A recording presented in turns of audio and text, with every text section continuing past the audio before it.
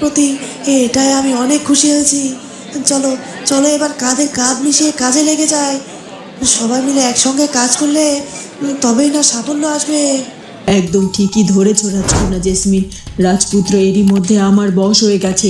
তন্ত্রমাতা তো বলেছিল ওই শিকড়টি রাজপুত্রের ছোঁয়া মাত্র নাকি। বলতে চাইছিস সেটা আমি বুঝতে পারছি না রে সোনা পাখি, কিন্তু তোকে আমি চিনতে পেরেছি। আর তুই যে আমাকে চারুলতার কথাই বলতে। ওদিকে রাজেশ বাবু পালিয়ে যাওয়ার 2 দিন পার হয়ে যাওয়ার পরও মহারানীর কানে এই খবর পৌঁছয়নি, কারণ সেখানকার পাহারাদারেরা ভয়ে। চারুলতা তার মা রানী হেমলতা আর পরীকে নিয়ে রাজপুত্রের কক্ষের এক জায়গায় লুকিয়ে পড়ার জন্য জায়গা খুঁজতে থাকে। এখানে তুই কোথায় লুকোবি বলতো? আমি আর পরি তো জাদু করে পাখি হয়ে লুকিয়ে পড়তে পারবো। রানী আমাদেরকে দেখে বুঝতেও পারবে না, কিন্তু তুই কি করে এখানে লুকোবি? আচ্ছা পরি, তুমি কি তোমার কোনো জাদু শক্তি দিয়ে আমার চারুলতাকে পাখি রূপ দিতে পারবে? হ্যাঁ হ্যাঁ পারবো, কিন্তু এত কিন্তু কিন্তু করতে হবে না তোমাদের। ঠিকঠাক একটা জায়গায় লুকিয়ে পড়তে পারলেই মহারানী আমাদেরকে দেখতে পাবে না। চলো মা, আমরা রাজপুত্রের কক্ষে ওই পর্দার আড়ালে লুকিয়ে পড়ি। ওদিকটাতে লোকালে রানী মধুবালা আমাদেরকে দেখতেই পাবে না, কিন্তু আমরা রাজপুত্রের কক্ষের দিকে নজর রাখতে পারবো। আচ্ছা বেশ, তাই চলো। এরপর চারুলতা লতার পরীকে নিয়ে একটি পর্দার আড়ালে লুকিয়ে পড়ে, আর সেখান থেকেই তারা রাজপুত্রের উপর নজর রাখে। দাঁড়াও পিসিমা। এ কি রাজকন্যা জেসমিন, তুমি আবার আমাকে দাঁড় করিয়ে দিলে কেন? কি হয়েছে, কি কিছু বলবে নাকি? না মানে, রাজপুত্র যদি ওই জাদু মন্ত্রপুত শিকড়টি না ছুঁয়ে থাকে তাহলে তো আমাদের বশীভূত এখনো হয়নি। তাই হঠাৎ করে তার কক্ষে প্রবেশ করলে সে আবার আমাদেরকে উল্টো প্রশ্ন করবে কেন আমরা তার কক্ষে গিয়েছি। আর এই প্রশ্নের জবাব তখন তুমি কি করে দেবে সেটা ভেবেছো পিসিমা? সেসব কথা আমার আগে থেকে ভাবা আছে। তোমার পিসিমা এতটা কাঁচা খেলোয়াড় নয়, অথবা বোকা মানবীয় নয়। সে ভেবে চিন্তেই সব কাজ করে। তাই এসব ভেবে সময় নষ্ট না করে চলো এক্ষুনি আগে যেটা করতে এসেছি সেটা করি গিয়ে।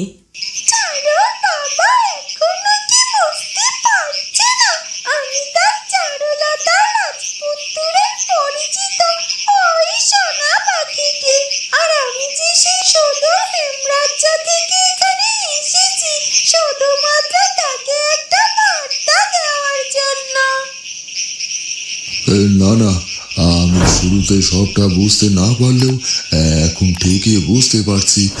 আমার চারুলতার সত্যি কোনো বিপদ হয়েছে, আর এই পাখিটি আমার সেই খবরই দিতে এসেছে। পাখিটি হয়তো আমার বলা কথা থেকে বুঝতে পেরেছে এই পুটলিতে থাকা জিনিসগুলো চারুলতার সাথে সম্পর্কিত। তাই হয়তো সেই পুটলিতে এভাবে ঠোকরাতে শুরু করেছে। এবার বুঝি সময় হয়ে গেছে চারুলতাকে তার জন্ম পরিচয় সম্পর্কে সব সত্যটা বলার। আমাকে এক্ষুনি হেমরাজে যেতে হবে, আর আমি যাব এই পুটলিটাকে সঙ্গে করে নিয়ে যাব। আর চারুলতাকে আমি ওর জীবনের সব ঘটনা এবার খুলে বলবই। সোনা পাখি, চলো এক্ষুনি আমাদেরকে হেমরাজে যেতে হবে, আর এক মুহূর্ত সময় নষ্ট করা যাবে না।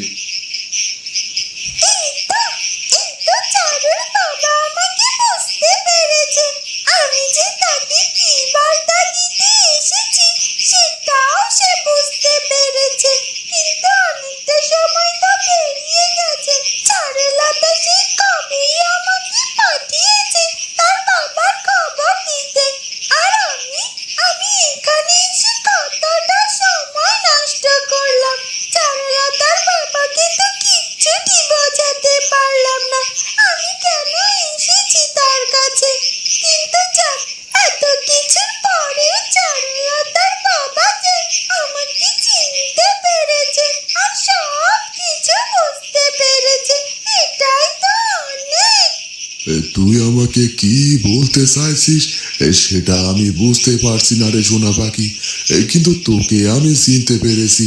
আর তুই যে আমাকে চারুলতার কথায় বলতে এসেছিস সেটা বুঝতে পেরেছি।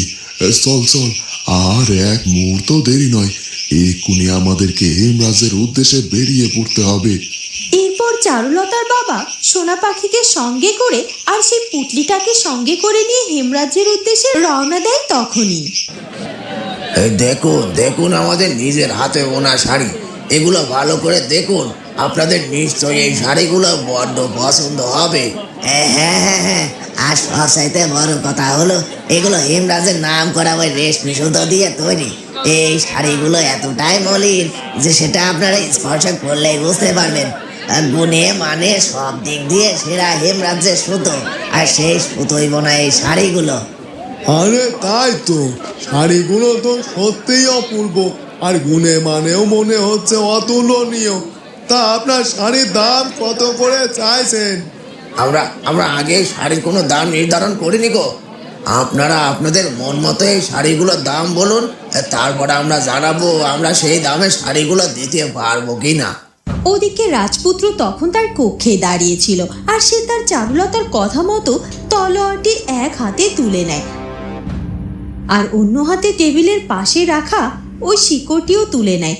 ঠিক তখনই পেছন থেকে রানী মধুবালা, রাজকন্যা জেসমিন এবং দাসী বিজলি রাজপুত্রের কক্ষের দরজায় এসে দাঁড়ায়। কে কে রাখলো তলোয়ারটি পাশে এই শিকড়টি?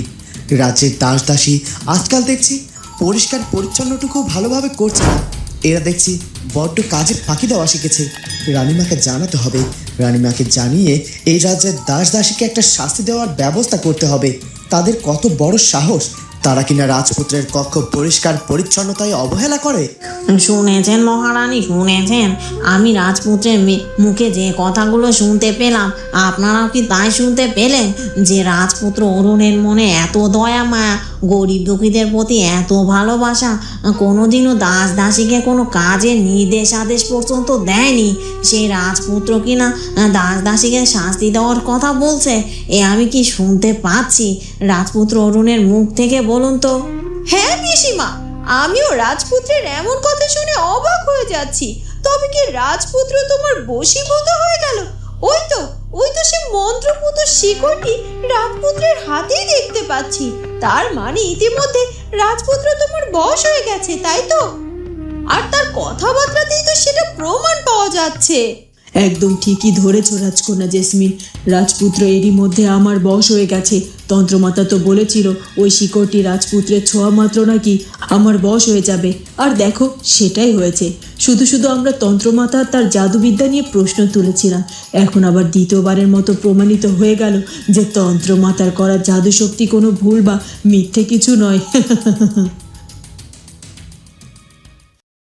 বন্ধুরা, কি হতে চলেছে এরপর সেটা জানবো আমরা চারুলতা গল্পের পরবর্তী পর্বে। আর আমাদের আজকের পর্বটি ভালো লাগলে অবশ্যই আমাদের চ্যানেলটিকে সাবস্ক্রাইব করে দিও। দেখা হবে পরবর্তী পর্বে। ধন্যবাদ।